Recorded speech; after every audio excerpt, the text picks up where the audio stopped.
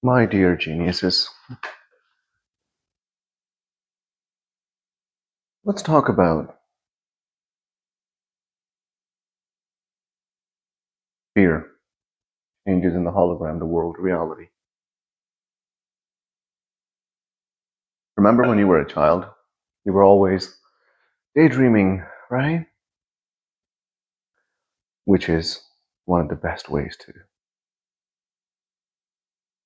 manifest, to make changes in your inner world, because those daydreams feel good. People rarely daydream about sad things when they're children. And then adults come along and they tell you they want you to face reality because they forgot that you're not here to face reality. You're here to create it. And for that, daydreams are beautiful. They're wonderful. So, something to understand and realize that when you start doing this work, when you get to know yourself, the more you understand yourself, the less scared you are of change. Because then it's a good thing. You know? The more you understand yourself, the more powers you unlock, discover, uncover, right? Because they were always there. But you're just uncovering them, bringing them to light, because you are getting rid of everything that's not love. You know, things that don't feel good.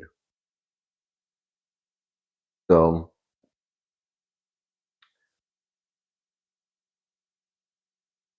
most people forgot that they're here to be happy, explore, share love, be kind, be patient, all the beautiful things. And then somebody tells you that you need to face reality. And you get stuck in the hologram. And you want something in the hologram to change something inside of you, which takes so much effort. You're stuck in your matter-to-matter body. You stop utilizing or switching your consciousness to your astral body so you can lucid dream, you can daydream, you can visualize things, you can keep running those mind movies in your head. That's where they should be. I talked about mind movies, that if you need help creating it, sure, look at stuff, sure. But after that, keep it in your mind, because something beautiful starts to happen as you change. Because as you evolve, your mind movies evolve. And it's not even you making those changes, it is your energy making those changes. When you have these moments where the higher self and the divine can flow through you, they'll make changes. And it just keeps getting refined. We underestimate. There's nothing in technology that our bodies can't do. Not entirely. Most of the things that technology can do, we can do. Believe it or not, including traveling. Shamans, yogis, especially the ones that can get rid of their matter body and stay in astral, come back to matter, they can materialize, dematerialize, teleport, do all these things. Sounds crazy, I know. But the more you discover yourself, the more you realize how unlimited you are. It sounds nice for someone to tell you that you're unlimited. You're more powerful than you think. You're more unlimited than you can ever dream of. It sounds nice to hear, and most people are like, yeah, I know, blah, blah, blah. But when you uncover it within you, when you get these moments where you can travel, and when you come back, And you just get this evidence, right? Where you can smell people's perfumes and colognes that are across the world. You're just talking to them and you can smell them. You can feel their energy. You can heal them. Do we even have technology that can do that? Perhaps we do. But we have the circuitry, we have the technology within us that we are to be able to do this. And the more you uncover yourself, the more you become fearless of change, the more you become fearless of unknown. We have all been programmed since we were kids, unless our parents have been doing this work, which most parents have not. You are scared of changes. You're scared of the unknown. Risky stuff, avoid it, right? You need to know all the variables before you take the steps or before you invest or before you do this or that. Especially relationship, people talk about green flags, red flags, all this stuff. This matter to matter nonsense.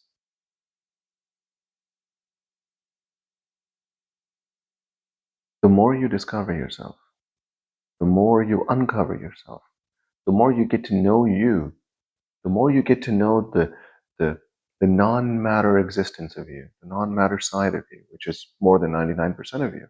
That's practically most of you. And you're stuck in matter. The more you discover and uncover and unlock your powers, the more fearless you become. Everything that happens to you, imagine you tell yourself that everything that happens to me, everything that I run into is somehow good for me. It cannot be bad for me. So if you believe that, who cares what happens? If everything is somehow good for you, then who cares what happens? But then there's this magic to it, right? This is not some esoteric thing that I'm asking you, giving you a motivational speech. No. When you don't care what happens out there, you must care what happens in here, because we need focus, we need attention. So the better our focus muscles becomes about what we are, how we feel, what is our state of being, and the less we care about what happens out here, the more we are in control of the realities in the world. You could be walking by somebody that identifies as a victim, right? Poor me, all these people. But the moment they enter your field, they will change.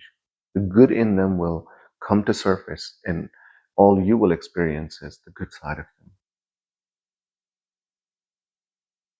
That happens a lot to me. Surprisingly, it just happens so much at such a degree that it just blows my mind.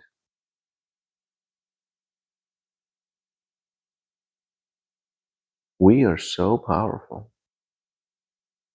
And because we have been hearing these words, powerful, unlimited, a yogi, shaman, we can heal ourselves, we can manifest, law of attraction, we have desensitized ourselves to these words to a point that it is in the way of us experiencing. It's truly is blocking, like it's just putting a veil on it. These words just seem so mundane to us. This is why I tell you guys, don't pay attention to the words I'm telling you. Pay attention to the direction that it is pointing at. If you are able to empty your mind, quiet your mind, be in the generous present moment while you listen, you will have the most amazing downloads, clarity, epiphanies, aha moments. All of that will start to happen. Why? Because you are paying attention to the empty space and silence between the words, and you are just allowing the words to point at certain things. And, Peter Drucker once said, and this is a business terminology, that the most important part of the meeting is to listen to what's not being said, right? So that applies to business, but I think that applies to a lot of other things. If, words are only 17% of the communication, tone, everything else is whatever, the rest of it. But most of the communication is energetic, vibrational frequency. You have this infinite intelligence within you that if you listen to somebody talk with a complete quiet mind, calm mind in the present moment, you will get so much clarity about things that you have been wondering about, thinking about, dissecting in your mind. Just how does this play into this whole puzzle piece of the entire existence that I'm here to explore, to figure out what I'm capable of, how unlimited I am, what can I do, how do I help people, how do I increase my consciousness, what are these three bodies that I am made of, how do I move my consciousness from matter to astral to causal to the oneness, how do I step outside of space-time, what the heck is law of attraction? How do I control my reality? This projection. Oh my God, I'm a projector. What does that mean? My inner world, outer world, I'm the door, I'm the projector, I'm in the middle of it. You don't go to the screen in the movie theater and try to change things, control things on the screen. No. The film is in the real, it's in the projector. When you make changes in the projector, you make changes out there. When you make changes in your energy, you make changes out here. You make changes in your energy field. Field is the governing soul. It governs the matter, right? That's what Einstein said. Energy governs matter. Matter doesn't govern energy. So we have to unlearn the Newtonian way of life, what we have been thinking about. Something has to happen out here for something to feel better on the inside. So what's the point of all this talk? I don't know. Maybe it's a rant. Maybe these are shower thoughts. I just showered.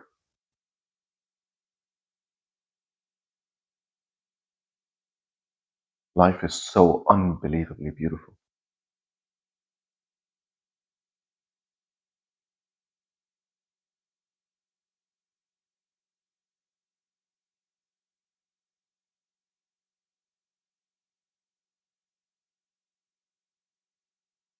I just went to the grocery store after shower, and when I came out, I just shook a little bit. I just had so much energy just flow through me.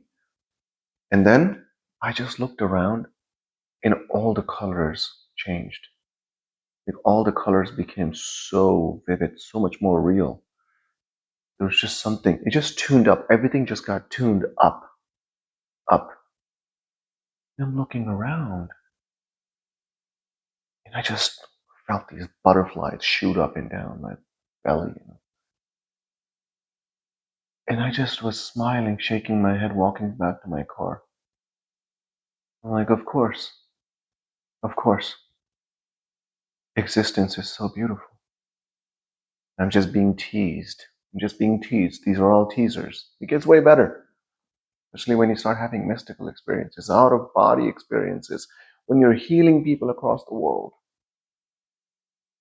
You know, when you're cleansing your past, when you're breaking the bonds by just releasing those neuropeptides that were stored in your body when you were a kid and you didn't know how to deal with it. You didn't have the tools at the time. And you now have to deal with it through this work. And how you just liberate yourself and you get to a point where you trust so much that you can simply just think, point, and forget about it and move on with your life. And somehow it shows up in your reality. Abraham Hicks says, right, we are pointers. We are feelers. Dr. Wayne Dyer says that. Neville Goddard said that. Greg Braden said that. How many of you guys have read The Divine Matrix?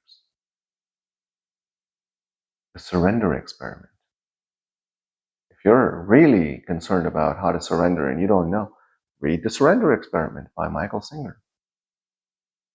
This man surrendered to so many things and over the decades of his life. And then you can watch, because of the surrender, how he experienced whatever he experienced, right? You have no idea how powerful you are. Why not find out? What else are you going to do? Right? Why else are we here? if not to explore. And if you are unhappy doing anything, you are on the wrong path. Now, I'm not saying you need to jump off that path right away. You can transition because there's always a lag time for things to collapse from energy to matter. But if you're doing something that is not making you happy, if you're with somebody that is not making you happy, you're in the wrong situation. You're on the wrong path. Things are supposed to feel good.